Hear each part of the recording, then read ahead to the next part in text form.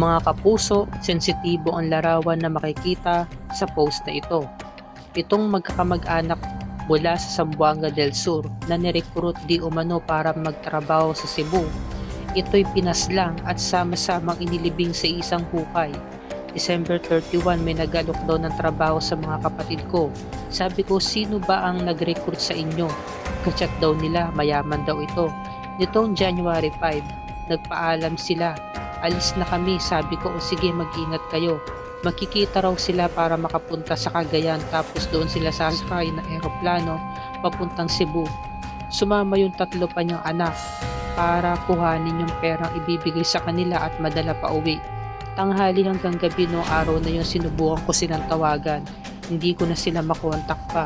Kinabukasan dumating yung pamangkin ko. Umiyak sa akin na ipinakita niya yung text. Wala na raw yung papa at mama nila. Patay na. Nagpunta kami sa police station. May nakita raw kasing nilibing na mga tao. Pinakita nila sa amin yung mga ID na ipa-confirm kung totoo ba ang pangalan na ibinigay namin. Sabi namin, yan ang pangalan ng mga kapatid namin. Ito mga kwentong sinalaysay ni Linda, kamag-anak ng mga biktima. At ito pa ang isang salaysay ni Princess Jose, Sophie at Ray, mga anak ng pinaslang na biktima. Ang sabi sa mama namin, magiging tagabantay siya ng mga bata. Pumayag siya kasi ang laki ng sahod, 7,000 pesos a month. January 6, pag-uwi ng kapatid ko galing eskwelahan, tumakbo siya sa auntie ko. Sinabi niya wala na raw yung magulang namin.